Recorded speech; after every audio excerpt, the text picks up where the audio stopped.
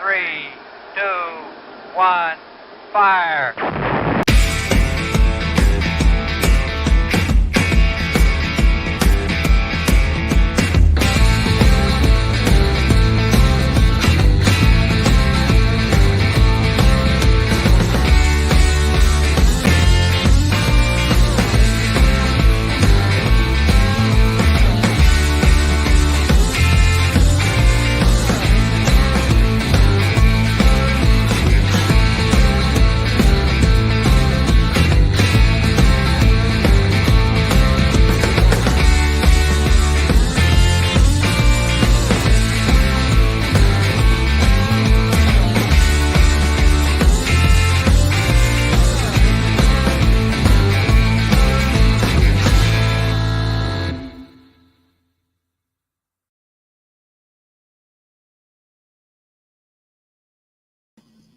I suppose it helps to add my my webcam to the stream so people can actually see me, hear me, all that kind of thing.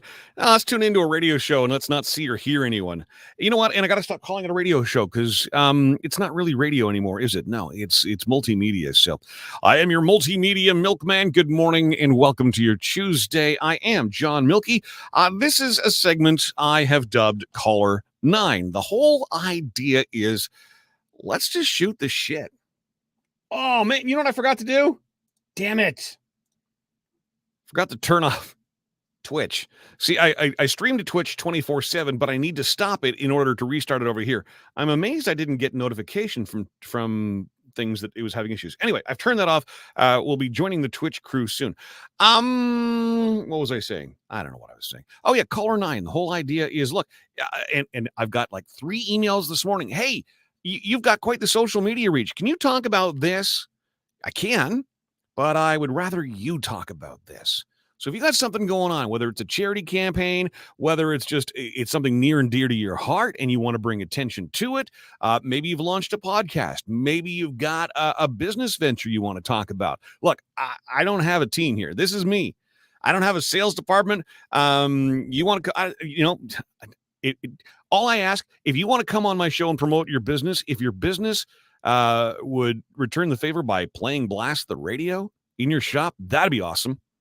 But yeah, I'm not going to send people after you, et cetera, et cetera, et cetera. Whatever you want to talk about, politics. We're going to talk sex in just a little bit. Sue McGarvey is with us. It's been probably a month since Sue and I have had a chance to connect and talk about things. If you're not familiar with Sue McGarvey, one of my absolute best friends, Twitch was working right from the start, apparently. Cool. Good morning to Jules the Dancer. Hello, Chrissy. Good morning to you. Lisa, I haven't talked to you in a long time, Lisa. I miss your face. Join the show, 613-604-6464. Also, I've got a link up at blasttheradio.com or wbtr.ca. If you click the webcam link, that'll bring you into a waiting room, and you can hang out there until I can bring you on. We'll talk about whatever, okay? I know I'm kind of scatterbrained this morning. You know what? I'm discombobulated. Here's why. I'm trying to get the show more focused. Trust me when I tell you. And I was planning the show last night. I was in the studio all day working on some stuff, and finally escaped the dungeon that is my studio. And I went outside, poured a gin and tonic, and was enjoying that when all of a sudden the winds picked up again, and it just, the gazebo starts moving around. And, we just went through that storm May 22nd, which, look, a lot of people, have it a lot worse than I do. But in our situation, we're very blessed. And one of the reasons we bought this house, we back onto a deep, deep, deep wooded lot. Absolutely gorgeous. But unfortunately, on May 22nd, with that derecho storm, it literally sliced one of the trees right behind us in half and launched it into our backyard. It landed on our gazebo, smashed our window, put a hole in the side of our house. I had a privacy screen up on the side of our deck. It's gone. The fence between us and the neighbor is collapsed onto the neighbor's side. And yes, of course, it's that one neighbor you don't necessarily see eye to eye with on all things. Yes, the interesting neighbor I have talked about before. Anyway, and subsequent to that, hey, we noticed this tree is split. That we're very concerned about that, coming down to our house. He never got a chance to get to it. Sure enough, next windstorm, it comes down into our yard. No damage done, luckily. But then he finally gets somebody out to cut some trees down. And the guy, not a professional, I don't think. Does a professional show up to cut down trees wearing shorts and a t-shirt and Crocs? Yeah, I thought not. Anyway, no eye protection, no ear protection, no gloves. I mean, the guy was good. He was fast. He was quick. He was efficient, but I don't think he was a professional, is all I'm saying. Anyway, he went to cut down one of the trees, had ropes on it the whole 9 yards. Anyway, things got away from him. It crashed down into our yard and somehow managed to miss everything. So we dodged a bullet there. The only damage done was our back chain link fence damage. So now I gotta add that to the claim. So we're sitting out last night having a gin and tonic. The winds whip up, and it's like, this is very uncomfortable. Gazebo's moving around. I'm not taking a chance here. Let's just go inside, and ride this out. No sooner do we get inside than you hear smash. So the window that was destroyed in the derecho still has not been replaced. And let me describe it to you. It's a massive window, okay? So there are 3 panels to it. The left and right panels open. The middle panel is just a window. And it's what, our living room and dining room look out to. Our basement stairs go down along there. So, gorgeous window, but it's huge. It is huge. And so we hear this smash last night. I know that sound all too well because I heard it, when the tree and the gazebo hit the window originally back on May 22nd. Sure enough, and I haven't replaced the gazebo yet, and we'll get to the reasons why in a moment. So all I've had is like one of those little pop-up gazebos, the ones like, like you see them everywhere. They're just a little pop-up, fold it up, put it in the back of your car, and there's got a little canvas thing on the top of it, 10 by 10, light as can be. And I've got it tied down because, of course, we're terrified of, another storm blowing this thing away. Well, the force of the wind last night here in Blossom Park, like I know people in Orleans are like, it didn't even rain here. What are you talking about? What part of the city are you in? But it blew it right into the window, and it was enough to smash one of the other windows. Just the outside pane again. But oh my God.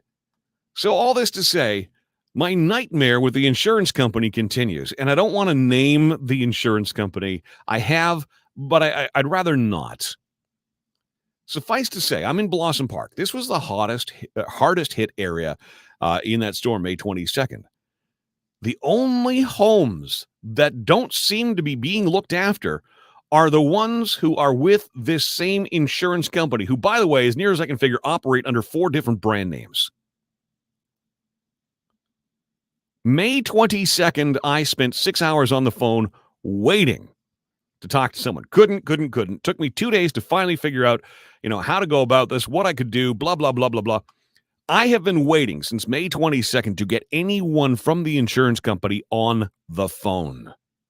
I'm not even making that up. 3 months, 8 days, waiting for someone from the insurance company to pick up the phone and call me. Explain things to me. So last week, I'm sitting outside and little bits and pieces of the window, the smashed glass, start falling out. Reminder and motivation to get on the phone, and I call, and I actually got a human. And I said, look, I'm displeased. Oh, well, this was an unusually large event.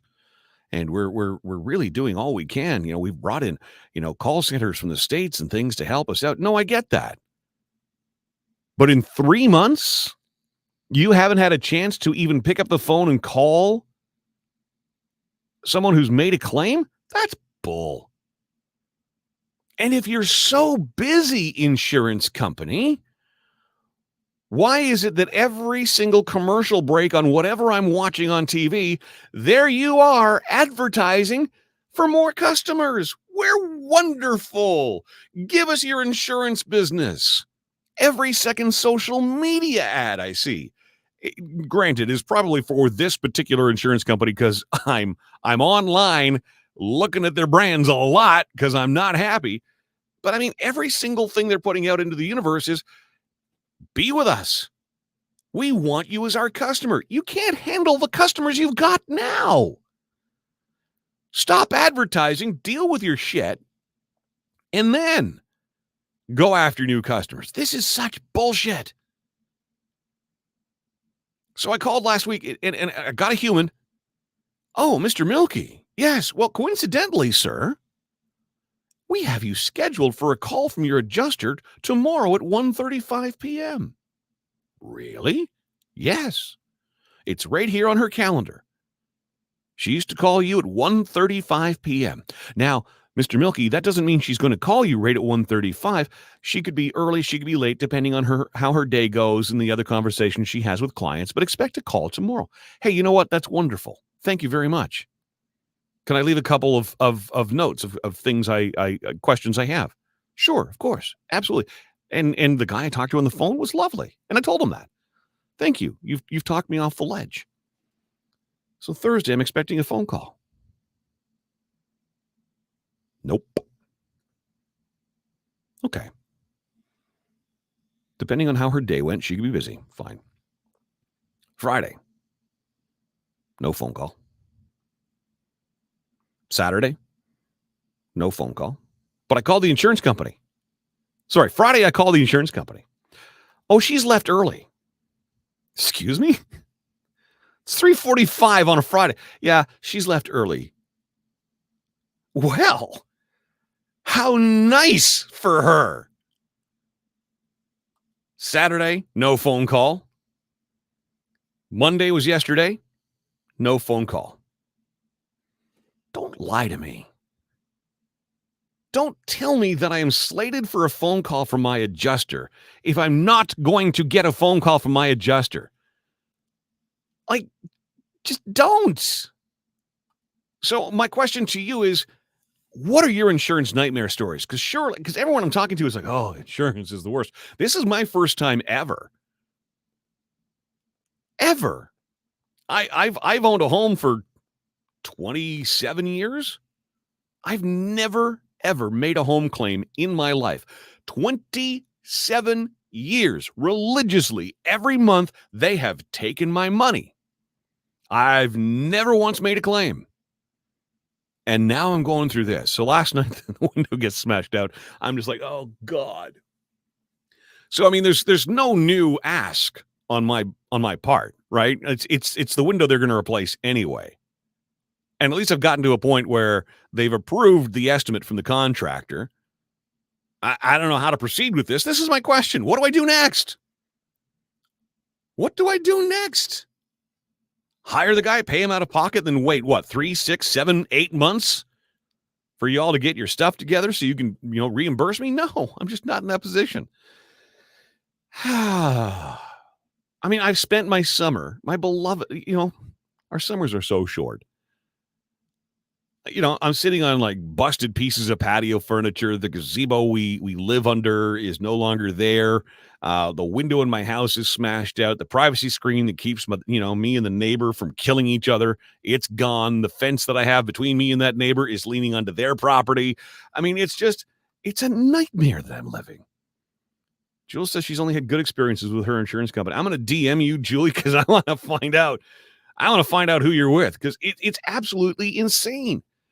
So I'm on a court, and there are 3 homes. Well, 4 were actually damaged in that storm on May 22nd. One neighbor took care of business by himself, brought somebody in. I don't know whether he's filing that with his insurance company. I don't know, but anyway. But the 3 of us who remain, my buddy Eve, his fence is completely destroyed, knocked down. We're going to have that fixed for you in December, sir. Oh, good luck. A little bit of snow here in December. Jeez. Meanwhile, my neighbor right across the street, his roof blew off. He had to get up there and tarp the thing himself. He's my age.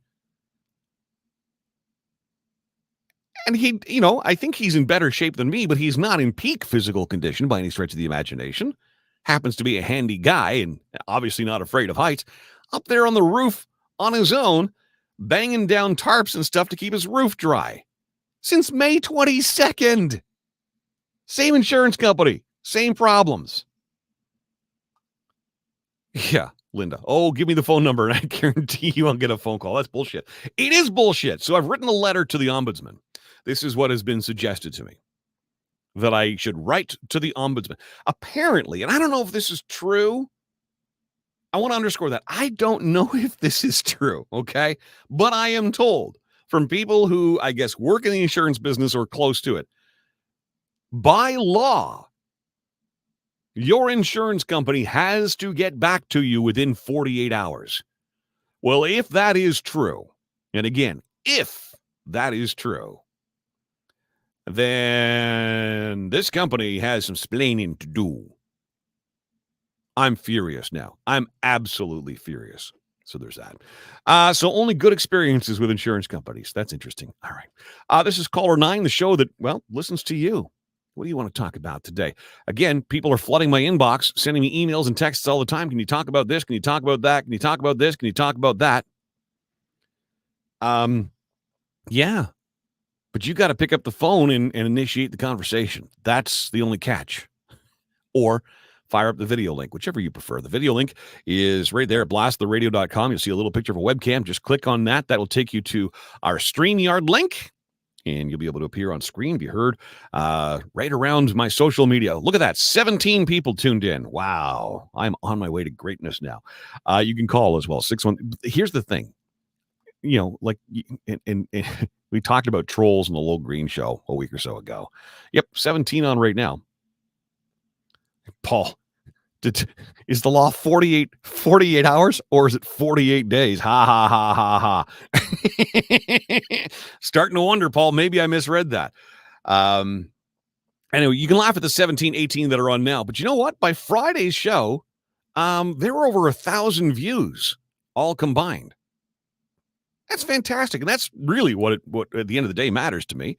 You know, I know not everybody can sit there and, you know, they're not going to put aside 9:30 on their calendar every single day. Y'all are busier than that. But that's one of the things that I love about being able to put this out into the universe like this is it just sits there. You can consume it whenever you want. Yes, of course, we turn it into a podcast as well. The podcast numbers are pretty decent. I'm pretty happy for week number 1, now week number 2 on this. Other things. So I drove Sue to work again this morning. You just got a voicemail when you tried to call me? What the hell? Julie, that ain't right. Let me check things. Today. Good morning, John from Kevin Ganley. Good morning, Kevin. It shows that I missed a call, Julie, but it never... You didn't turn my phone on when you called. I don't understand. Julie, turn my phone on. Do it, Julie.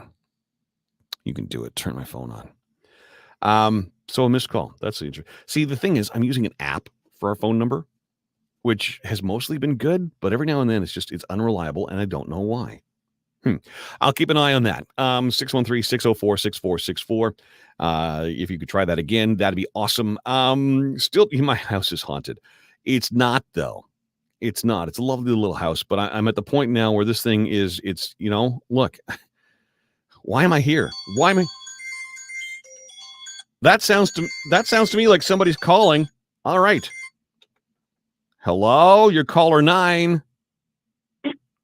Hi, it's Julie. It worked! Julie, you fixed my phone! Julie fixed my phone! And you've also made me feel really good about myself because, I mean, Friday we talked about weight loss and just, you know, the fat guy that I've become. And as I bounce up and down just, you know, for the showmanship of it, my shorts actually started to fall off me. That was kind of interesting. Maybe I do need to exercise more. Apparently just 1 or 2 jumping jacks and I'm back in shape again. Wonderful. Yes. What's on your mind? Well, I was going to tell you that, like, my insurance company, I won't mention their name, but I had 2 claims in the past. We had our water tank blew in our basement and flooded our whole basement at our old house. And they came right away and fixed our whole basement. They came within, I would say, 48 hours. And we're fantastic. What's that like, Julie? It was good. I guess. And then when I had my really bad car accident in 2003, again, I wrote off my car, and they were actually so fantastic. They kept checking up on me, made sure I had physio. But again, 48 hours, rent a car, got me into a new car. They would come, they were actually in the same mall as when I worked at the time, and they would actually come down to where I was working to make sure that, Aw. yeah, they were really looking after me. Now, is that due to Same. because you had a personal relationship with them, working in the same mall? You'd see them, No. for no, really? No, Wow. they didn't know me at the time. See, I filed 2 car claims in my life, maybe 3. But yeah, on both occasions, I had no issues with the insurance company. In fact, the second incident that I had, the first one was a nightmare because a cop, I was driving to Bell's Corners to pick something up for Valentine's Day for the girl I was dating at the time. This is long before I met Sue. And the old Moody Drive exit, it was freezing rain. And I took the exit. I was doing 50K on the Queensway, and I skidded and slid off the road. And Lisa, I see you in the waiting room. Just hang in there. We'll get to you. Okay, Lisa? She's giving me a thumbs up. And anyway, so the cops charged me with failure to drive in a marked lane, excessive speed, the whole 9 yards. And I ended up having to take the damn thing to court. But the insurance company was like, look, let's, you worry about that. We'll get your car fixed. Here's a rental, blah, blah, blah, blah, blah. Same thing in another incident, another winter incident. I'm driving up Bank Street. A woman's coming out of her neighborhood, and she has a hill. So as she's driving, it's a hill, but she's on a downward slope, and she can't stop. And my vehicle is less than a week old. She hits, right above the wheel, bends the wheel, snaps the axle, the whole 9 yards. And the insurance company, like within 30 minutes of me winding things up with the police, the insurance company were there. Or they had sent a car rental place there. Here's a car, sir. Thank you very much. And and keep that as long as you need, blah, blah, blah, blah, blah, blah. But it was a different insurance company that I'm with now. And I had to change insurance companies. Here's why. When I bought this house, I had been with an insurance company that my dad, because he happened to be in the insurance business. Isn't that ironic, right? He had set the family up with a plan on this company. And when I called them to say, hey, we're moving to a new address, they said, oh, well, one of the things we haven't done and we do now is we need to create a customer profile. So do you run a business out of your house? And I said, well, yeah, just a little online business. Okay, sir. Well, this is the end of our relationship. We will not insure you if you run a business out of your home. I was like, what? I'm like, well, it's not like I have customers coming in. It doesn't matter. So like 2 days before I move, now I'm panicked, right? So I'm on the hunt for a new insurance company. And I ended up, ironically, because I just bashed them for all of their advertising, I ended up at the radio station playing an insurance commercial. I'm like, well, I haven't tried that company yet. And I called, and sure enough, they said, well, got a couple of questions. Do you run a business out of your house? Yes, I do. Okay. Do the checks go to your home address, or do they go to a separate address? No, they go to a separate address. No problem then. The business and the home are separate. That's all we care about. So they were willing to insure me. And they happened to save me some money. So it was fantastic. It was a no-brainer. But, do you shop for insurance every year? Nope. Right? And this is the thing. Like, maybe I should. I don't know what's going on. But anyway, the car dealings that I've had have been fantastic. And anyway, Julie, I'm going to touch base with you later and find out what insurance company you're with. And it's not like, I don't know what's going on. And everybody's like, oh, you need to, go to a new insurance company now. Can you do that in the middle of a claim? I don't know. I don't think so. I don't think so either. They are supposed to respond in 48 hours. Not 48 days like Paul suggests?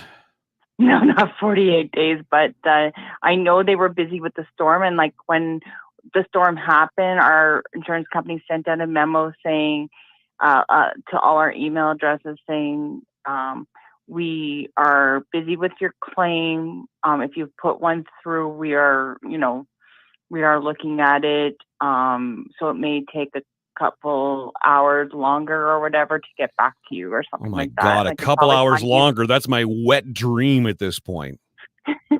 Yeah, they kept sending emails on updates like, you may be waiting longer for us to get back to you.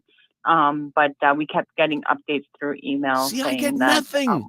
Is an email difficult? No. You could automate that shit. Drive me crazy. Yeah.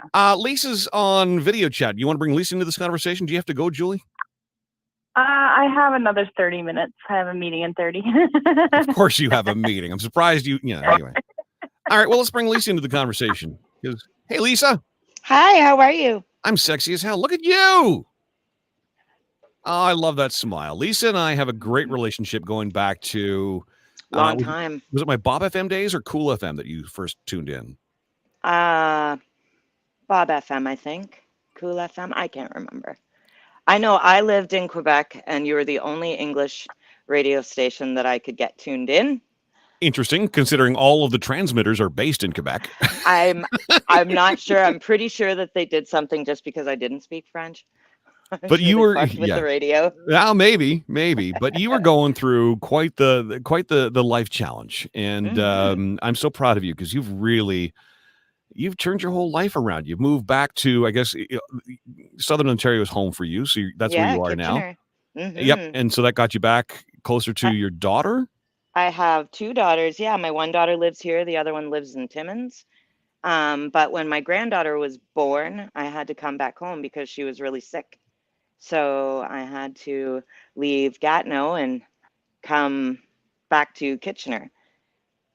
But it was definitely something I needed because before I moved there, I was out west and I was, as you know, the drug addict for 10 years and basically sold my soul and gave up everything and everyone, including my children, including my house and my car for one man and one hit. Literally, that's the combination, all it took for me. What made you want to turn it around? What was that final straw? I kept dislocating my shoulders, having seizures every time I would smoke crack. And wow. I used to have to go to the hospital alone because my significant other would not give up the crack to come with me, or the other women that would be there helping him smoke the crack nude, if you know what I mean. So I would go alone, and this nurse that was there yelled at me and told me, I know you're from Ontario. I don't know what you're doing here. And this time when we put your shoulders in, we're not going to put you to sleep. We're going to let you feel what it feels like to have them snapped in. Well, I was tweaking off drugs and probably yelled, I don't give a, million times, and yelled at her because I was in pain and jonesing and my life was shit. And she did. She literally got 4 people to come in and snapped both of my arms back in. The thought that it made literally still rings in my head. She wasn't a complete, douchebag. She gave me a shot of morphine just after, but told me, I want you to feel what it feels like, and started talking to me about my children. And I know you have children. And long story short, she told me if I could stay off crack for 4 days, she would piss test me and she would help me get into a detox if I wanted it. But she basically talked to me like I was a piece of shit, talked to me like a mother would talk to their child if they were completely frustrated, and just, said it's up to me. Like, she doesn't give a F-U-C-K if I go or not. You can say that here. You can say that here. She doesn't give a fuck if I do it or not because she don't really fucking care, because if it's not me, she'll help someone else.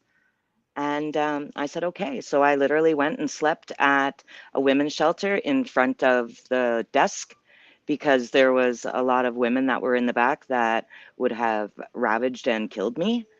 So I slept on the floor on about a 1/2-inch mattress in front of the desk for 4 days, hiding out from my boyfriend. And I went back. She piss tested me and she got me into a rehab. She got me into a detox. And then I got into a rehab center, and I, instead of staying 3 months, I spent 9 because I needed the extra and I knew I needed it. And then I came back home and had to face my family and my children. My family had had a funeral for me after 7 years that I was gone because I had never spoke to anyone. My children literally had to go to a funeral for their mother. Insane.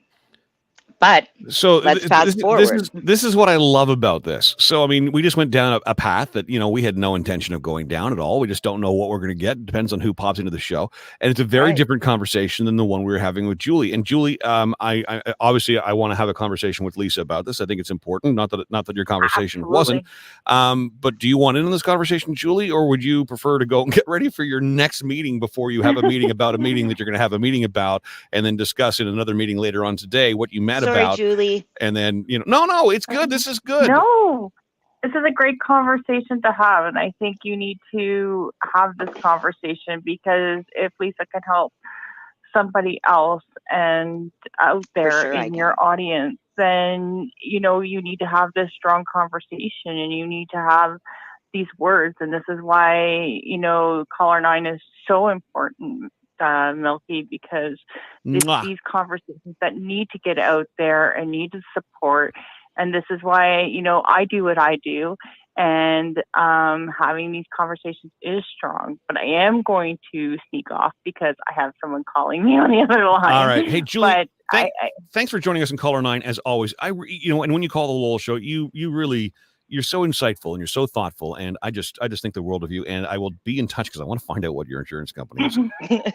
Absolutely. And Lisa, good on you, and Thanks, all the Livy. best. And Thank you. yeah, and literally keep strong. And have this conversation, because people need to hear this, because there's somebody else out there that needs to definitely get on the right path. Excuse me. Thanks for Absolutely. calling, Julie. All right, Julie's got another call coming in. See, She's got caller 9. This is why when you call places, your call is very important to us. Please continue to hold. Yeah, it's because the person's on the phone with Milkman. That's why.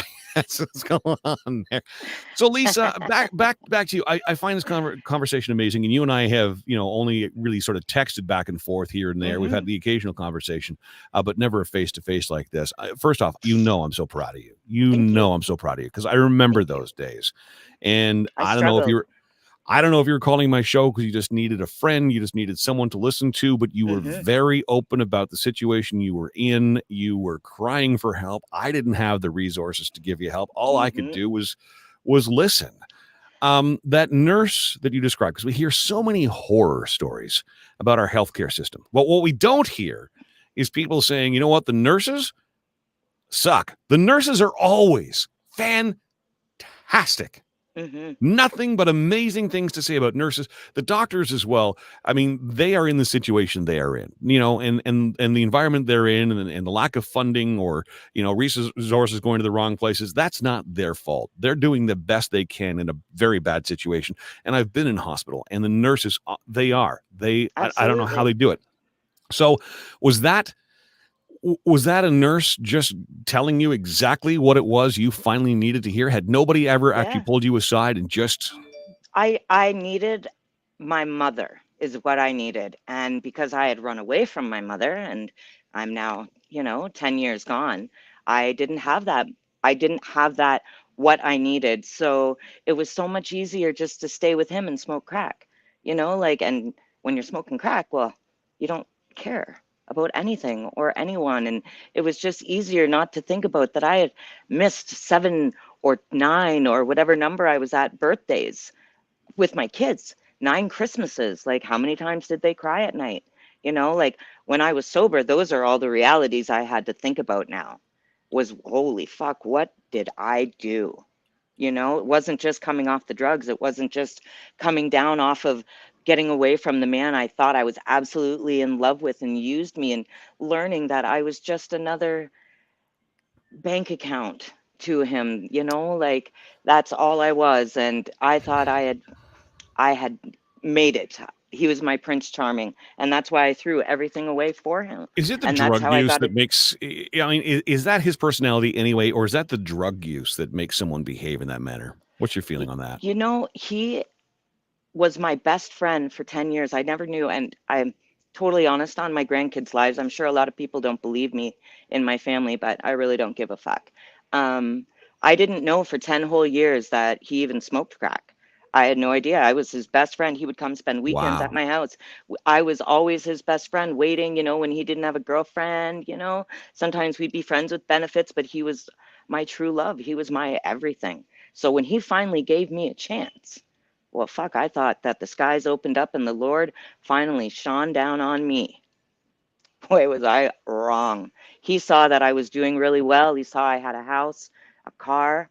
I had 2 jobs. My life was amazing. I had a huge bank account that he helped me spend, and I lost everything. And what's he doing? He's still doing that with another girl, and there'll always be another girl and another girl. You So know? he used, as you said, he was a crack addict Mhm. and hid that from you. So well. And I wouldn't even know what to look for. I've never been down that road. I've never been down I that path. hadn't either.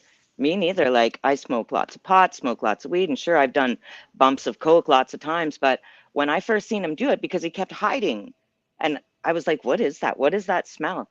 And he told me it was white hash, is what he told me it was. Well, I'd smoked What's hash. white hash? It's not. You're talking to you're really talking to an absolute dummy It's when it comes to nothing. this There stuff. is no hash is black. And he told me, and hash you smoke. It's like a little gummy that you smoke. Okay, it's kind of Okay. like weed. Anyway, he told me it was white hash. So I smoked it. And I found out 2 years after that that I had a seizure right Ah, there off it. And it was crack. But he couldn't. isn't crack instantly addicting? Like once you've had it, it's like now you need to have it like again and again and again. Like did you experience that, or you had the one hit and then you moved on for a few days, few weeks, few months, whatever? No, it was daily after that. Absolutely. Damn, Every day, really? all day. Can you hold a second? I just have a customer. Yes, Okay. absolutely. Yeah. Oh, We'll remove you from that right now, and we'll just carry on with this conversation. Can you? I mean, in a million years, I would never have imagined somebody would come on and talk about something so deeply personal, like Lisa's talking about. And this is what I love about Caller Night. And still to come in the next little bit, by the way, we're going to talk to Chris Father Gilbrown. If you're not familiar with Chris, Chris was a radio student of mine when I taught in the radio program at Algonquin College. He was the youngest student in the class. Just an amazingly creative guy, but he has an affinity for food. He was on the show Friday talking about, along with Tina Marie, talking about gastric bypass surgery that he's had. And yet he's got this YouTube channel where he's out there sampling the weirdest foods you could possibly imagine. He's doing the the Packy one chip challenge, the hot, tears streaming down your face. Everything in moderation, right? But it's a fantastic and fun YouTube channel. So he joins us regularly to talk food news and stuff. So he's going to do that in a little bit. And we're going to catch up with Sue McGarvey. You might remember her from the 90s. She had a syndicated talk show across Canada. Now, not to be confused with Sue Johansson. Sue Johansson was the older lady with the curly hair that you would see on TV. Sue McGarvey is closer to my age, and she was the one on the radio. Well, she and I have been friends for a lot of years, and she talks all things sex and sexuality. In fact, in the coming days, Sue and I will officially announce our brand new podcast that we are doing together. All right, so there's that. Lisa appears to be back and I am. ready to continue. That's great. What? So you're in what kind of a retail environment are you in? K-cups. Like Really? for a Keurig, that's what we sell here is K-cups and syrup, beans, stuff like that. Lisa, not to make jokes, but I'm going to make a joke. You do know that really, essentially, you are a dealer right now, right? Absolutely. Yeah. Okay. And hey, I always tell them the first cup's free. That's how they get you. That's how they get you. Lisa, Exactly. okay, so that was the introduction. You were kind of duped into it, and obviously duped into a really shitty relationship as well. But now you're on this crack addiction, and I mean, what is it about this drug that just takes over your life like that? When I smoked it, it made me feel beautiful. It made me feel funny. It made me feel like I was smart and untouchable and You are all of invincible. those things, though. Without that drug, you are all of those things. Absolutely. I know that now that I am.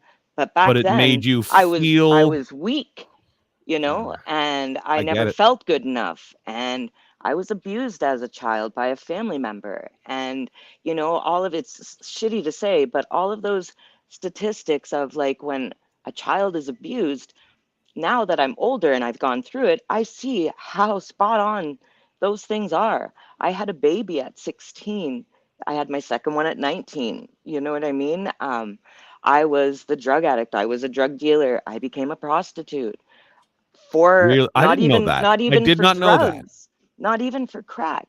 I did it for, and I think, in all honesty, I'll never admit this to anyone except you guys. I enjoyed it. I enjoyed the money. I enjoyed I the get that. attention. I Sure. enjoyed that they made me feel like I was sexy, and the money was fantastic. And I had two kids that I was living on mother's allowance. I just didn't cut it. I was also, 19 years old and wanted to go to the bars and have friends and, so I've lived a life. And when I finally got my shit together is when Brad came a knocking. And that's when, he was ready to be my boyfriend. See, I knew about your drug issue, and I was very careful when I brought you on today Hmm. to not even go there. I want to leave that entirely up to you. I have But I no did. But problems. no, I know you don't. But I don't want to. I always want to be respectful, right? I appreciate that. And I'd rather you tell the story than me tell stories out of school, frankly. Absolutely. But as many times as you and I have talked, and I started this conversation by telling people, Lisa used to call me a lot, and I was as many calls as you would hear me put on the air. It was, and those are always fun. But oh my gosh, I don't know what compels people to call a radio station. We're not a helpline. We're not a distress center. We're not Hmm. equipped to do that. But I guess we're just that friend when people are really really lonely. We're I just that used to other hide voice. out in the office and call from work. Remember, I used to work at the East Side Yeah, Mario's yeah, and I used to hide out and I'd be like, don't say my work or don't say my name on because it's on the radio here. of Don't course, say of course. But it. And I'd be so hiding out. I knew the situation you were in as far as the drugs were concerned. You would cry on my request line. You would tell me that you Yeah. just don't know what was next for you, and I just felt helpless. All I could do was be there, to listen And that's and all I needed. I know, and I didn't know that then, or maybe I Hmm. did. I don't know, but Sure you did. I didn't know about the prostitution side of things. And that was way before the drugs. But that's what I mean. Now that I've gotten a lot of therapy on pretty much situated the right medications that I'm Hmm. always changing. And, I know, like I said, that is definitely a part of being molested and abused as a child, that all of those things just came hand in hand. I was sexually active super early. I knew what boys liked and I liked that attention. And whether I learned it from the old man or I learned it from whatever, but it just seemed like sex was very much a part of my life then, anything sexual. It's And I would ironic. find it. It's ironic, by the way, because Suma Garvey's coming on in just a little bit, and I know that she's going to, the topic she's going to talk about today. I know she's going to talk about escorts. So that's just kind of Yeah, ironic. Chrissy's got a question for you, Lisa. sure. How long was the recovery, and what was the support? I went to rehab for 9 months out west. And when I came home, I did like NA meetings out west and all of that and therapy. I did 9 months of daily therapy with a psychiatrist. Um, I had to learn why I needed him and the drugs. And I had to start admitting that I had been abused as a kid and, start dealing with some of my past traumas and past hurts. And my recovery is still, it's today, 13 years later.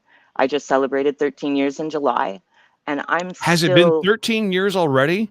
I've been off crack for 13 years. But Oh, when I lived in Quebec, it's amazing. sad because I came home from out west and I came home to make amends with my mother. And I called my mother every day for 1 full year. And the first time she heard my voice and I said, it's me, she hung up. She just said, no, and hung up. And I called her every day for a year. And she never picked up the phone, whether I left a message, I called. On 1 full year, she picked up the phone and we made a plan. And we made a plan to get together. And I was going to come and see her. And, you know, so fast forward a few weeks, she bought me a plane ticket to come down from to Kitchener. And my first night, I was coming in to spend with a friend and then go to see her for a week. And I was finally going to tell her everything and we were going to hash it out. And when I came home, John, my mom was in the hospital Oh, and she God. died 3 days later. And I never got to make my amends. I never got to sit down and tell her because by the time I got home, she was already very far gone in the hospital in 3 days or 5 days that she had been in there. But my family didn't know I was coming home, and my family didn't give a fuck about me anymore. So nobody called to say that she was in the hospital. Nobody, I don't think, thought she was going to die, but she did. So when I came back out west, or when I came to Quebec, I had actually left my old man, and I wasn't a drug addict anymore. He was the drug addict that I was living with. But Mind you, you had to feel like you were, and by the way, I'm so sorry about your mom. thank you. And it's such a heavy price, right? And that's what I hope people hear is the price on this addiction is Yeah. far beyond anything that we can calculate. It's not even about money. I mean, some of it is, but really it's these are Yeah, people's the price that lives. everybody else paid as well, not But just my 10 years lost, but then their 10 years lost. But in your therapy, okay, because I'm sure you talked about, the situation, whatever else, and, Mhm. and you were persistent calling your mother. I mean, you must be, as much regret as you have that you never got a chance to, sit down and have that week with your mother, and have those conversations. The conversations that you finally would have had on the phone, I really hope you take some solace in that. For sure. And the conversations that I've had with my kids, the conversations that I've had in front of a classroom, the conversations I'm having right now in front of In your front of audience. classrooms, you've gone in front of classrooms and spoken on this? Absolutely. My daughter wrote a Wow. $5,000 or a 5,000 word 1,000 word? essay on my mother, the addict, and she won a bursary for college. And Come she said, on. I'm so sorry, Mom, that I write this truly about you. And I was grateful. And yeah, like I don't know how many phone numbers I have of people that just come into my store and tell me, for whatever reason, they tell me whatever, maybe because I'm very honest about it, that then they tell me Oh, I theirs. know I you have are. so many numbers of people that I'm like, you know what, just text me sometime. Tell them to text me sometime. I wish you were still in Quebec because I would drive over there right now and give you the biggest hug. You know that, right? Well, you're going on a road trip, aren't you? 24 hours. Yeah, to Peterborough. It's not quite Kitchener Waterloo, but Well, aren't you going in the spring? in the spring to where? Aren't you going on an RV? If I can acquire an RV, that's a whole other conversation. Okay, well, when you acquire that RV, So I'll expect to see listen, you. okay. All right. So let's talk about the RV thing for a second. But are you with a customer right now? Do I need to put you on hold? Nope. No? Okay. So I have an amazing an amazing couple who happen to be the parents of someone I'm friendly with. I wouldn't say great friends with, but certainly friendly with. They acquired an RV a few years ago, and their plan was to, spend summers RVing and spend their winters somewhere sunny and warm. Excellent. And due to health reasons, their RV has sat there for the last few years. Um, I've gone to look at it. It appears to be in gorgeous condition. Needs a little bit of cleaning up because somebody broke into it once upon a time and decided to set the fire extinguisher off. Nice. But they've done, when they brought it back, they put new brakes, etc. on it, and they are offering it to me for a ridiculous price. $3,000. Wow. Amazing. I had a GoFundMe for a while, hoping that I could raise the funds for this because I really want this to be, twofold. Yes, obviously it's a business marketing vehicle, but it is a business marketing vehicle with the intention of traveling the continent and speaking to other broadcasters, radio and TV, about their struggles with mental health, and I'm sure drug addictions, etc. will come into that. But I want to get stories like yours and like theirs, and I want to talk about them on the air every single day. And I want to turn it into a podcast. And then I want to take it, one step further and turn it into a book. And every single layer of this, I want it to be a fundraising initiative for, and what I especially want to do, Lisa, because what my biggest challenge has been since I lost, I don't want to call them benefits because we paid for them. But when I lost my health plan, when I lost my job, The decision, because you lose so much of your income, the decision, that I had to make, I can't afford my meds. I just can't afford my meds. My doctor has told me I will be on these for the rest of my life. But my God, and my doctor, God love him, had been giving me samples until the pandemic. And then there was nobody coming in with samples anymore because doctors weren't seeing patients. And I had a lovely listener who is in the pharmaceutical business check to see that I did indeed have a valid prescription, and she sent me over a year's worth Amazing. of my medication. But Lisa, it's a little over $400 a month for this medication.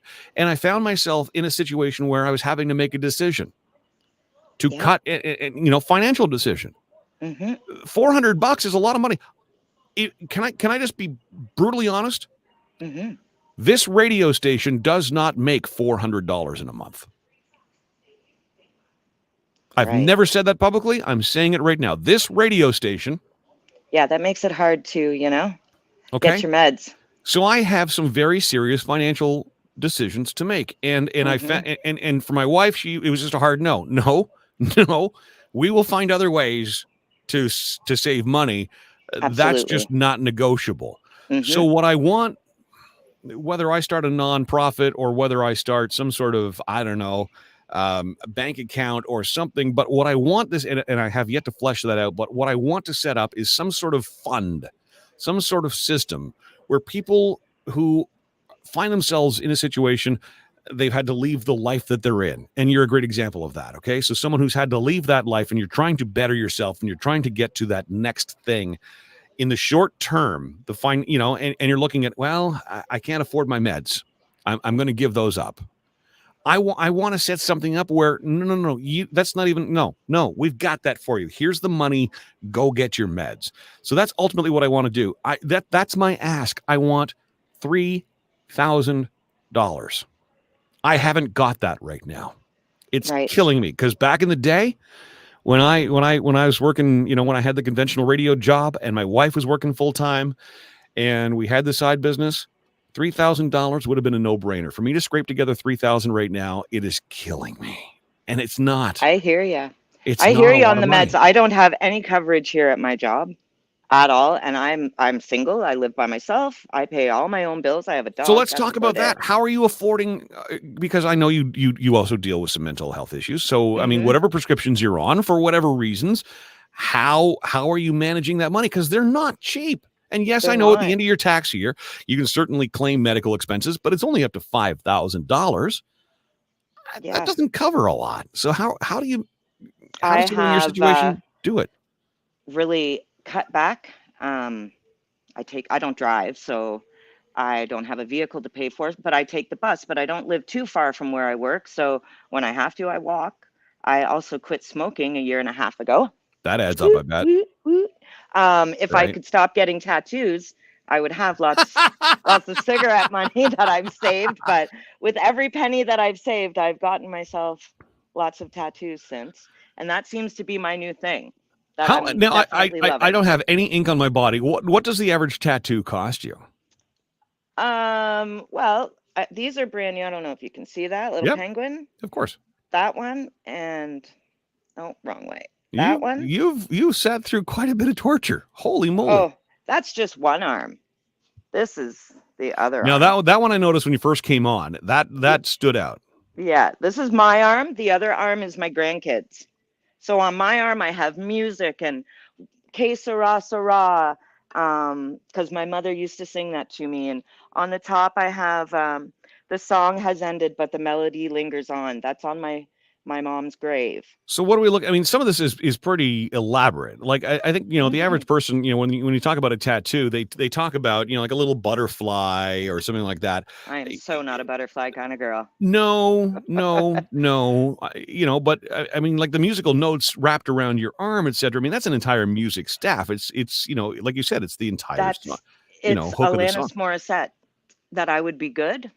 It's actually the words from that song, the lyrics that when she sings that I would be loved even when I numb myself. So are we talking, when you go to, the tattoo artist, who's going to, do, art on you like that. I mean, are we talking like $300, $400, $500 or more? More.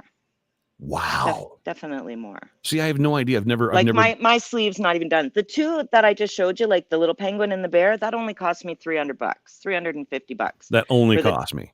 Yeah, but that's pretty cheap. And that.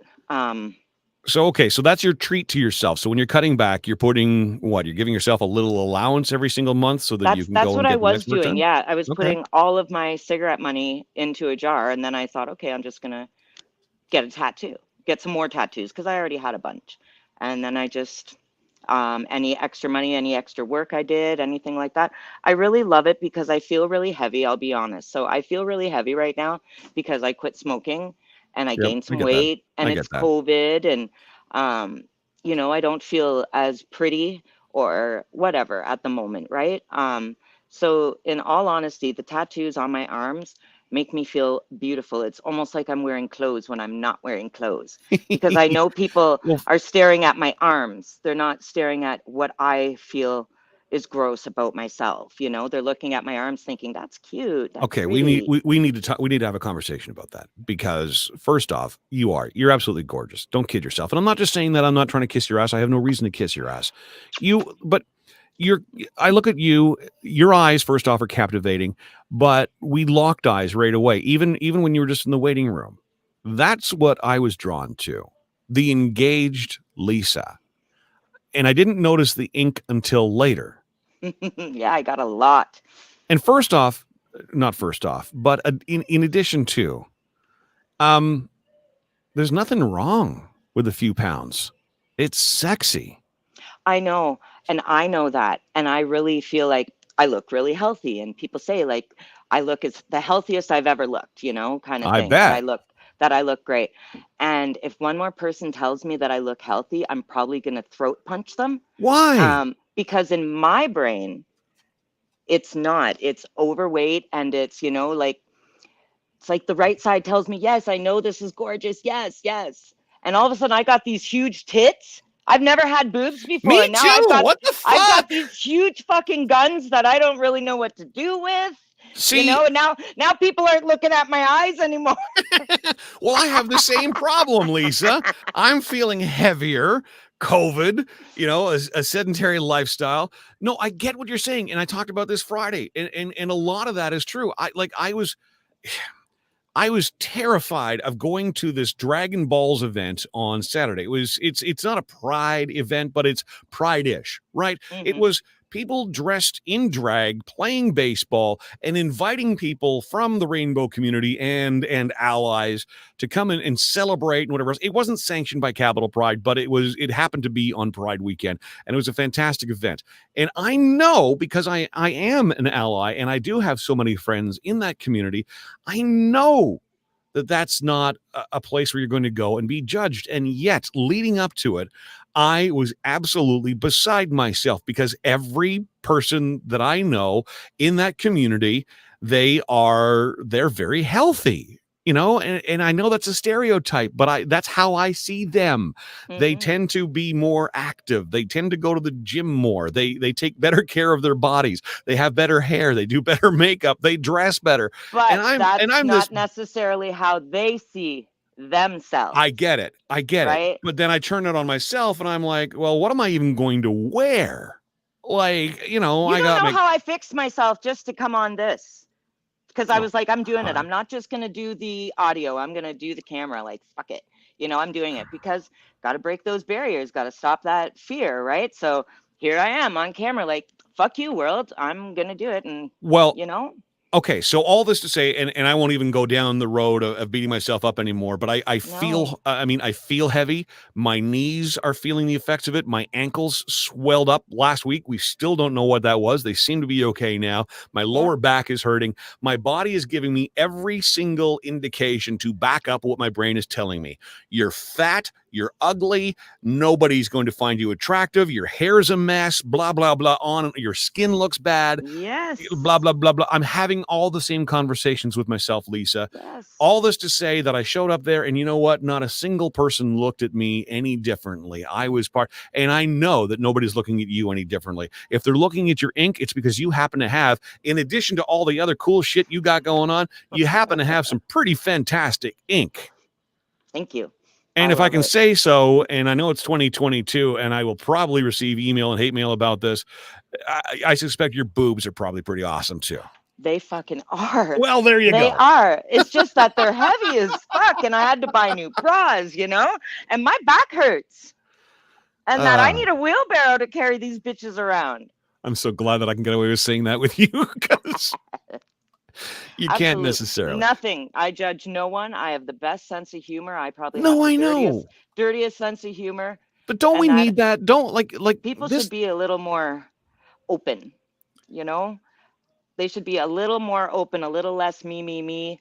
I'm all for being more open. Yep, I agree. I am all for being sensitive, and we certainly do need to be more sensitive and more aware. Like I debated yesterday. I started a thread a few days ago about what is this fascination with this countdown to Christmas. This, we're 4 months out, and people start posting, Christmas in 4 months. I got a cousin that did that. Yeah, right. And I don't get it. And I got a comment yesterday from someone saying it's really fun to see the reactions of the people it pisses off. And my instant go-to is, yeah, but wait. That's a trigger for some people. And and so you want to bang out that message, right? What you don't understand is some of us deal with severe anxiety and seeing that stresses us out and it's a trigger. But then I back myself off and I'm like, well, wait a minute. No. Because there's a lot of things, and I'm sure you have things too.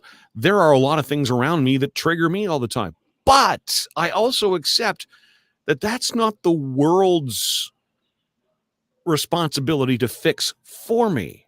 It's my responsibility to learn how to manage how I react to those things, because those things aren't going to go away. So yelling and screaming and demanding this political correctness, what I prefer instead is, can we get to a place of just respect? I wish we could get to a place where, a gentleman's handshake meant that what they said was their bond. You know what I mean? Like back to that, where you didn't have to say to somebody, I'm solid. You just knew that they were. I don't know if we'll ever find our way back there, but like on the Nick and Joe show on Wednesday, Nick. I have a customer. All right, no problem. You go do that. On the Nick and Joe show on Wednesday, Nick and I started talking about that, like, holding a door open for someone. And, listen, back in the day, certainly back in my dad's era, you held a door open for a lady. And that was the vernacular. That was the language that they used, in my dad's growing up years. When I hold a door open for someone, it's not because they're a lady. I hold the door open for anyone, regardless of gender, because it's just the polite thing to do. I'd rather hold a door open for another human being as opposed to watch them walk into it and slam their face up against the glass. That ain't cool. No way that's cool. What a fascinating conversation. I never have any idea where these conversations are going to go. It's entirely up to you every single day. And we've got a couple of people who said that they'd be on today who I haven't heard from yet, but I do, Lisa's got a customer right now. I do want to get to some of the conversations I've had with the likes of Sue McGarvey and Chris Father Gilburn. Let's have a little conversation since, from boobs and since Lisa brought it up, escorting as well. So let's have a conversation with Sue McGarvey of sexwithsue.com. Once again, either I escaped Sue or Sue escaped me, but we've been chasing our tails and bumped into each other again. Hi, Sue McGarvey, sex therapist. Hello, sweetie. How are you? I'm glad you're back. I haven't seen you. I haven't talked to you since before you left to go on your vacation. And then you put your back out. I'm not going to ask you how you put your back out. I'm sure it was some weird sex position because, I know that's what it's all about. Yeah. That's what it was. Frankly, I think at my age, any sex position is enough to put my back out. And it just, it's just a chain of events, right? It just, one thing leads to another. Anyway, I've talked about this on the show. Yes. But I like your story better than mine that I put my Yes, I'm weird sex positions. We're not talking about weird sex positions today, but we're talking about places where you can hook up. Not actual places in your house, but places where you can actually meet people. And it came out of a story. Oh man, I not only do I run the Ducklings, we are the ducklings.com, coolest group ever. Mhm. But during the pandemic, I had a lot of clients who were really on the raggedy edge and were really lonely. And I firmly believe that loneliness kills. And, I have some true stats on that. And there was a singles group that had like 1,800 members in Ottawa, and they were going to close down. And I went, I have a team. We can do this. We can put people together. So my Facebook group is on the Ottawa over 40 active singles is now at 1,600 and growing by 100 people a week. And people are desperate to connect.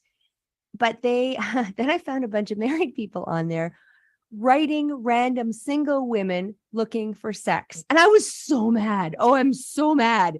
Like I'm like capacity or join us capacity. No, be a threesome. We're looking for a unicorn. Are you kidding me? So instead of being kind and being a singles group, and there are lots of places, it'd be better. I wouldn't appreciate it either on the Ducklings, but it would be better served there. So they're overstepping the boundaries of what that was intended as. Damn skippy they are. Anyway, made me mad. So okay, calm down.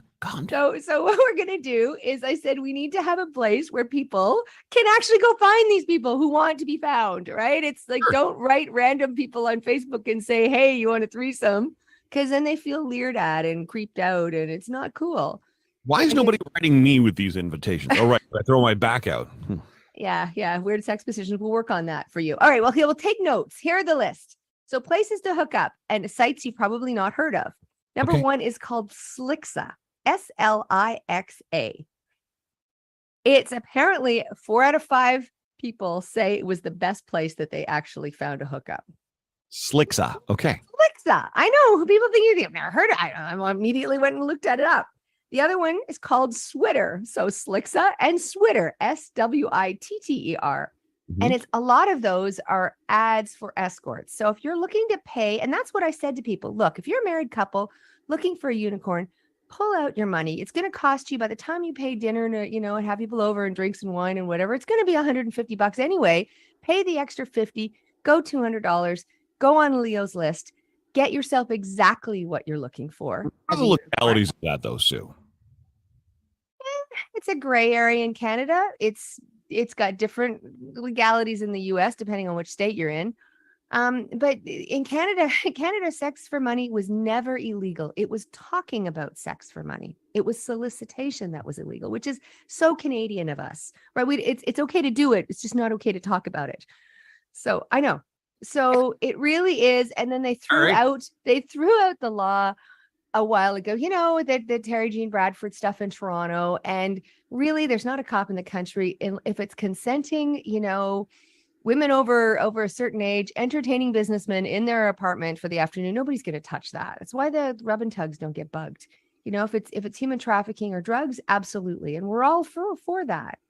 But it's saying that you may want to look at that. So they used to have back pages, which isn't very good. But Leo's list, if you're thinking it's entertaining. Back pages was shut down, wasn't it, in the States, which rendered the whole thing to disappear. And Leo's list kind of surfaced out of that. Yeah. So it's Leo's list in Canada, and it's doing fine. And it's well regulated, at least I think it is. But if you looked at, Tinder Plus, Pure, Leo's List, Switter, I love that name, Switter, and Slixa, those are the ones. So somebody asked me for the top 5, and I knew about Leo's List and Backpages and Tinder Plus, and I'd heard about Pure, although that's kind of the least of all of them. And if you're a woman and you're looking for inconsequential sex, go on Ashley Madison. There's, 30% of the guys are single there, and there's 100 guys for every one woman. Or can you not just go to a bar? Or on the street corner, excuse me, can I borrow your penis? Yeah. I don't want people doing that, but I mean, do women really have difficulty, Sue, in that department? Can they not just pretty much turn around to someone and say, hey, look, I got an hour to kill? Are you in? Yeah, well, I think that they are, but as I say to a lot of women, sex you can get, sex with integrity. And with somebody who's actually looking at you like more than you're a orifice, integrity, a whole other conversation we need to have. Absolutely. All right, so those are my things. I thought it was good information to know, and I put it out on my list and said, hey, dumbasses. Don't randomly, do women who are looking for love. If you're looking for it, go pay for it, or go hook up on these sites. These are hookup sites. Go figure it out. All right. And your group again is wearetheducklings.com. You are national too, correct? It is. It's so good. It's so good. We were at Pride yesterday. It was so good. Yeah. Sorry, Miss Pride. Way too much pain. I did a Pride event on Saturday. It was Dragon Balls. So it was people dressed in drag playing baseball, and it was music, and it was, like they would have a reverse inning where you had to run from home to third to second to first to home. I would have loved it. I was actually at the Peter Gabriel Genesis Phil Collins thing at Nostalgia. It was spectacular. If you haven't looked at Nostalgia Fest, you're thinking cover bands. But my partner was at the Genesis concert in 2008. He said it was better than the actual original. Well, there you go. Yeah. We have so much fun when Sue McGarvey's with us. Also, get out and enjoy. And if you want to bring somebody with you, now you've got your top 5 websites. Sue McGarvey is here every day answering questions to do with sex, sexuality, dating, etc. And if you've got a question for Sue, get it to her by email. Sue, your address again, please. Sue@sexwithsue.com. And back to me. God, I love Sue McGarvey. She is who she is, and she's fantastic. And like I said, in the days to come, like before the end of this week, maybe early next week, Sue and I are going to announce our podcast that we are doing together, all about sex, all about sexuality. And we invite always your questions, your input, your insight. And Lisa's, I think, helping a customer right now. But I saw her, just caught a glimpse of her on my screen. She's having, there she is. She's having a good little chuckle at some of the comments regarding escorting, which of course Lisa confessed to us just a short time ago.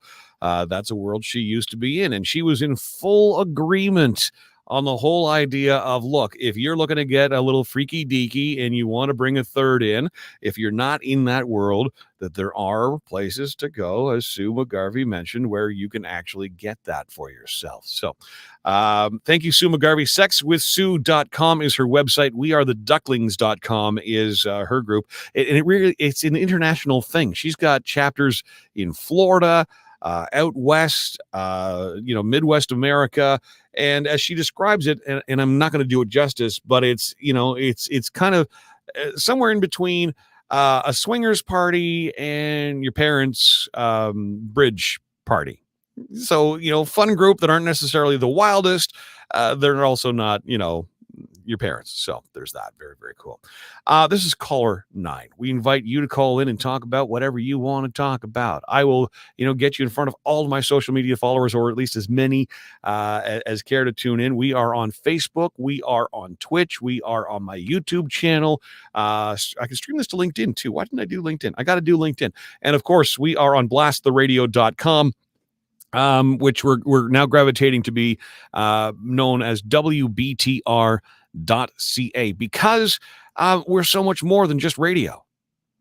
Like the word radio, I don't think radio necessarily registers with like anybody under the age of 30. They kind of go radio. And I love radio. I love me radio. But the reality is what we're doing here on BTR is kind of above and beyond that. Yes, there's a radio component to it. But this show, for example, it's streaming on the internet. Later on this afternoon, I am going to have a conversation with a brand new host. We have an amazing new show coming to BTR. And the story behind the connection that I have to this host, who, by the way, is from Canada, but doesn't live in Canada, talks to some of the biggest celebrities in the world. That's coming soon to BTR. Anyway, I'm having a conversation with that person a little later on today, and we will introduce you to this new show tomorrow. I will replay that conversation here on Caller 9. I cannot wait for you to meet this person, and the story is just so cool. The connection between this person and I is just so unbelievably cool. Lisa is helping customers still, which is awesome. Nope, Lisa's there. Lisa. Yeah, you can chat. We can chat now. I just have one in the store. She knows what she's doing. Do have to get to Chris Father Gilbrown in the next couple of minutes. Yeah, no problem. I know you're getting I'm just busier gonna and say busier. Goodbye. Yeah. Lisa, can I just, and people have posted this as well. Thank you so much. That is such a so many personal things that you've shared with us today. I never expected this in a million years. I love you. I am so unbelievably proud for you and happy for you. And look at you. Look at you. Seriously, look at you. I'm happy too. I'm proud too. You're Thank you for letting me share it. Like I said, gorgeous. in front of a classroom and in front of media, whatever it takes, if it makes one person, and always, if anybody ever messaged you and needed somebody to talk to, get a hold of me. And that I have lots of love, lots of support, lots of answers, but I will be tough. And you Good. can't tell me that you can't do it, because I did. So don't tell me you can't, because you can if you want it. You're But one if of the most somebody really amazing wants humans it, I know. Oh my tell gosh. them to call me, message me anytime. I'm there. Yeah, I'm just going to start handing out Lisa's phone number to randoms. You do that. You do that. And I'm single. Okay. Lisa, much love. Thank you so much for this. You blew me away today. I have so much respect for you. Thank you so much for your time. Keep in touch. Always. Bye. Yeah. I mean, what do you say when someone is willing to share that? And if you missed it, make sure you replay this video. Lisa, Tina Marie's late. That's okay. That's the beauty of having this stuff posted online. So you can go to Facebook, our YouTube channel, our Twitch channel, and you can watch a replay of this, or go to Milkman Show, wherever you get your podcast, because I will have this up as a podcast a little later. But Lisa talked about how she has overcome a drug addiction that cost her every penny she had, that damn near cost her life, and how she has sort of come full circle and got herself to the place she's in now. It's an amazing story that I was somewhat aware of, but every time I talk to Lisa, she reveals a little bit more. And I have so much respect for her and how candid she is and willing to talk about it. So that's absolutely amazing. Hey, listen, let's have a little fun. Not that sex isn't fun, because it is. Sue McGarvey was with us just a moment ago. But let's talk food. Chris Father Gilbride and I had a chance to talk earlier this week. Last week on his segment, I kind of, I made a smart ass comment, shocking, that he's got all these food stories. I'm like, how is it that you have all these stories, Chris, but none of them seem to come from Florida? Because everywhere you look, like, the weirdest stories come from Florida. Well, Chris took the weekend and did some homework. We're going to talk Florida. Here's Chris Fothergill Brown. Always a fun, fascinating, interesting conversation when we speak with the brainchild behind youtube.com/That's Rank, a YouTube channel devoted to everything food, and more often than not, freaky foods, but not necessarily. Hey, Chris Fothergill Brown, what do you got for us today? Well, hello, John Milkey, and today this is for you, because last week you asked for it, and I am a man of the people, specifically a man of the milkman. But I want you to flash back to last Thursday when we talked about the doofus in Georgia who called 911 over his cold McDonald's fries. Yeah. And he had a warrant out for his own arrest. And at the end of the video, you actually said the biggest thing that was missing from that is that he wasn't a Florida man. So I went ahead and I compiled some of my favorite classic Florida man stories as it relates to food.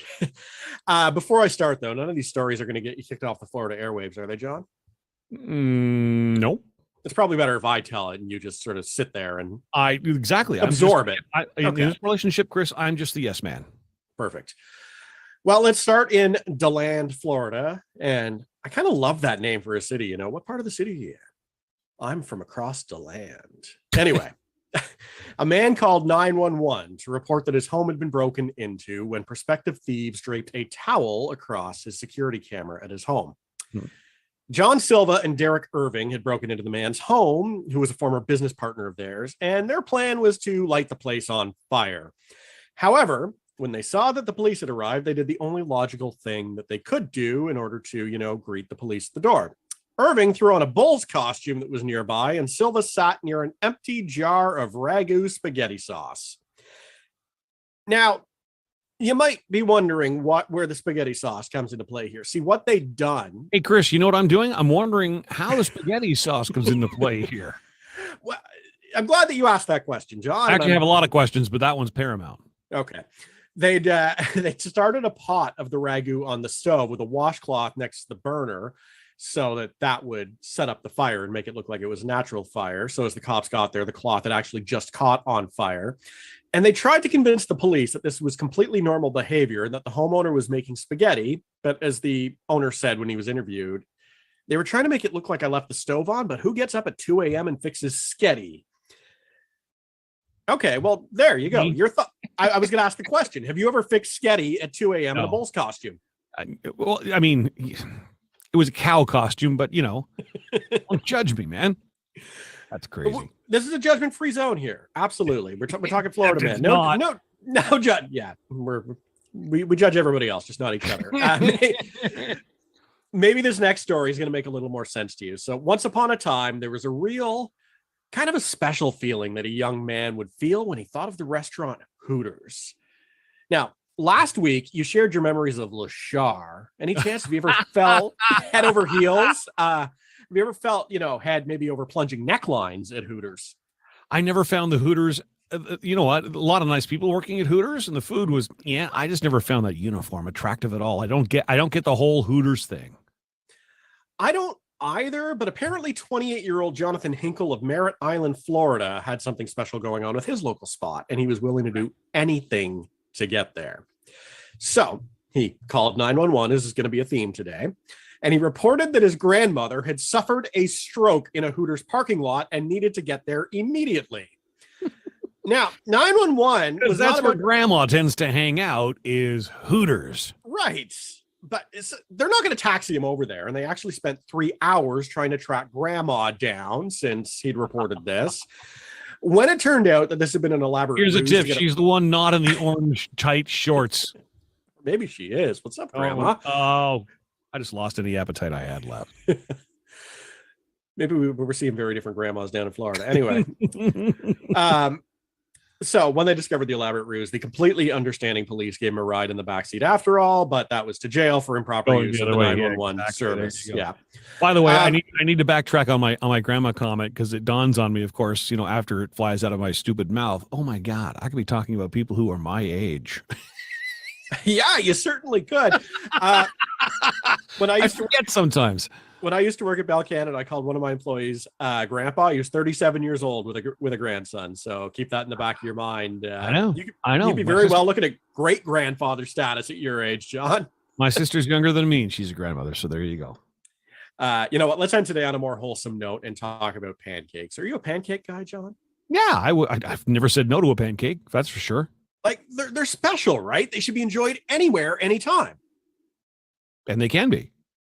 Absolutely. And according to the Lakeland police, well, that's not a fact. And eating pancakes is actually an arrestable offense. But let's backtrack a little bit here. So in March of 2017, the police responded to a call about a pajama-clad man enjoying pancakes, sitting in a folding chair in front of a small table. Like, he had a nice big stack in front of him, fluffy and golden, drowning in butter and syrup.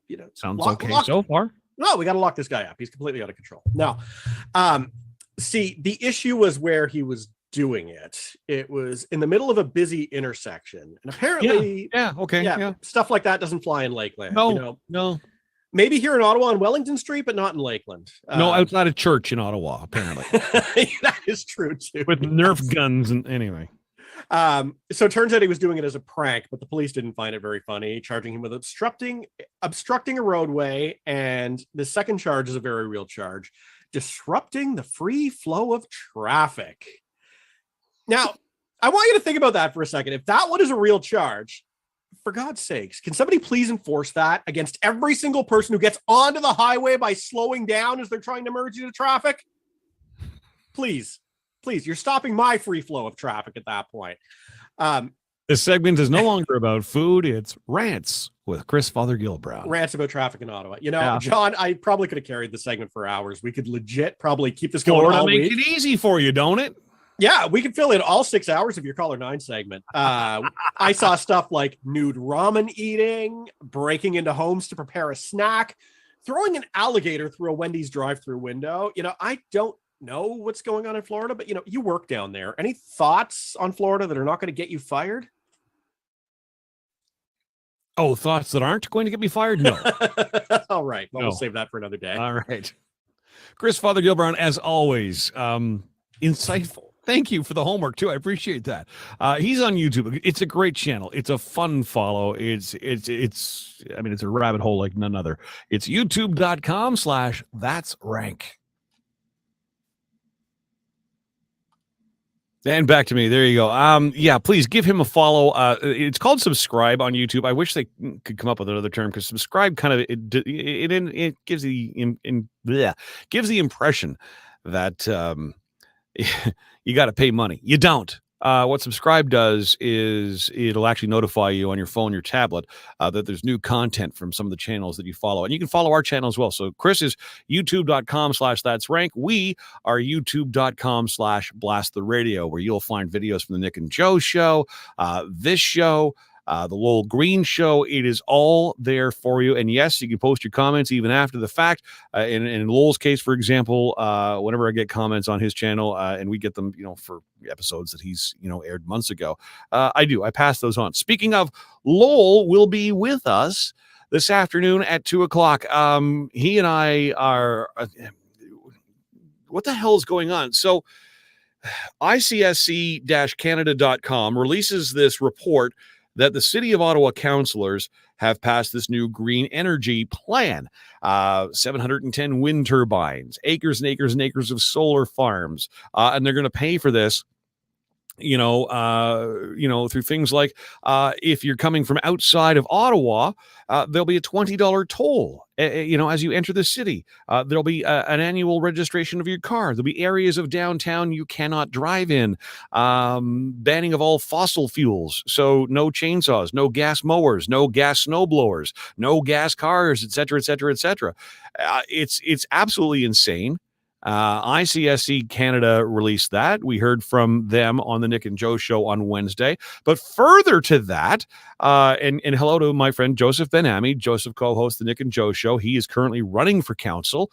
And if you go to josephbenami.com, he posts, obviously, his campaign videos, but he talks about this. So he's aware of this plan as well. So, I mean, ICSC brought it to our attention. Joseph Ben-Ami brought it to our attention.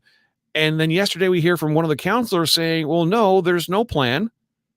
But we have, but then he starts detailing, the money figures. Well, if you've got money figures, then there's some sort of plan. It's all very confusing, and we're trying to get to the bottom of this. So thank you, Joseph, and thank you to Tom at ICSC, and keep giving us the information that you're getting on this. And don't forget, there are meetings as well. Let me get to that right now. These are specific mayoral debates that are happening. One we've already missed. You don't hear this. You don't hear anybody telling you, about these. Where did I put it? About these meetings. There you go. Tom Harris's email. So there's one in Barhaven. This is a mayoral debate on the environment, specific to the environment. And by the way, $60 billion. And this is not across Canada. This is not a Canada government thing. This is not an Ontario government thing. This is the city of Ottawa. $60 billion. Every new home. No more gas heat. You will be on the hook to retrofit your home, your business, with electric. We have an election coming up. If this concerns you at all, you'll want to take part in some of these mayoral debates and ask them. By the way, there's 1, 2, 3, 4, 5, 6, 7, 8, 9. There are 10 people on the ballot to be your mayor. Okay, so we've already missed one. That was happening in Barhaven on August 16th. There is one tonight in Canada. It's happening at Walter Baker Park, 6 until 8. So right outside the Canada Recreation Center, 6 until 8 tonight. It's a moderated debate specifically about the environment. And then there's one coming up in Orleans, Wednesday, September 7th, from 6 until 8. If you want more information on that, just get in touch with me, milky@blasttheradio.com.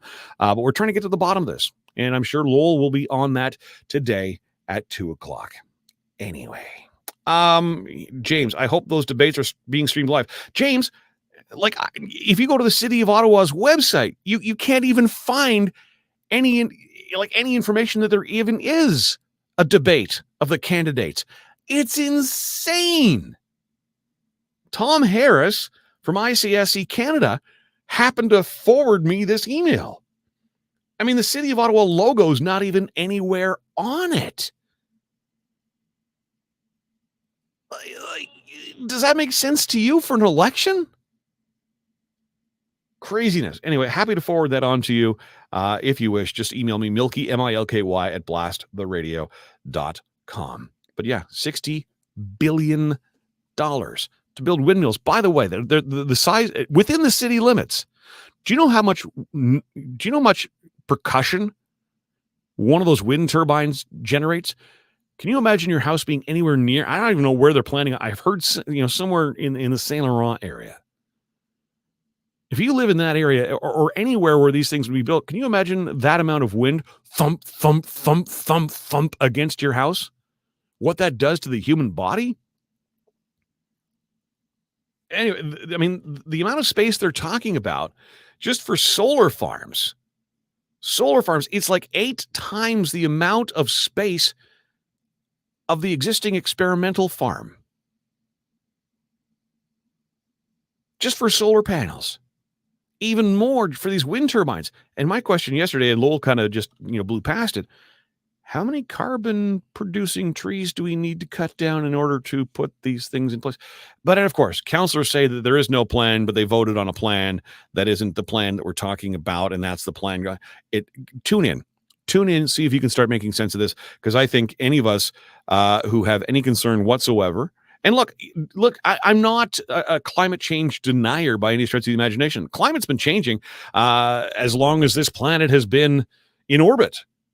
That's just what the world does. The ice age to melting to glaciers. It's why mountains have formed and rivers have formed and cliffs and rocks and, fossils. And, are we contributing to it? Yeah, probably. And I'm a believer that if we can do something greener and cleaner, we should. Absolutely. But is it the government's place to be forcing us to heat with electric, to drive electric cars? Or is that a consumer choice? To me, it's a consumer choice. Make the argument, compelling enough that I want to buy an electric car versus, look, I drive a Dodge Ram, and I know a lot of environmentalists don't like to hear that. I get it. And I bought it because I was towing a boat and whatever else. I'm no longer, and my next car will be a much more environmentally conscious choice, smaller, and certainly more affordable. But when I think of the trips that I do to and from New Brunswick, and granted, it's not a lot, the idea of having to stop, like it's a 12-hour trip. The way I do that trip and have done that trip for 30 years, and okay, maybe I'm being a little stubborn, I go about halfway and I stay the night. I fill up for gas in the morning and I don't need to fill up for gas again until I'm at the cottage. I stop once. How long does it take you to fill a tank? 10 minutes, maybe, max? By the time you go in for a pee and wash your hands and grab a, coffee and head back to the truck, walk the dog, let her have a whiz, you're 10 minutes. I don't want to have to stop 3 times on the way and spend an hour sitting at a charge station. And people make the argument, oh yeah, but you can sit and you can watch a movie. And I don't want to. I just want to get to where I'm going.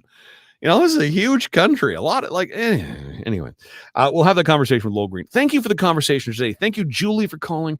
Thank you, Lisa, for an unbelievable conversation. I love you so much. I'm so unbelievably proud of you. Thank you, Sue McGarvey, sexwithsue.com. And thank you, Chris Father Gilbrown, from youtube.com/that's rank. This is already exceeding my expectations. I really believe conversations are the thing that we've been missing, especially the last couple of years. It's time to get back. It's okay to disagree. As long as it's respectful. I want this to be, we can get together every single day and talk about these things and do it over a coffee, and I'll still like you and you'll still like me at the end of the day. That is the hope. All right. I'm off to have a quick little break. And then at 11:30, I am going to be interviewing our new show host, who I cannot wait to introduce you to, and that will be tomorrow. And then I'm back at 2 o'clock this afternoon with the aforementioned legend that is Lowell Green. Thank you for spending time with me, the Milkman John Milky, here on WBTR.ca, also known as blasttheradio.com. This has been Caller 9. Move for now.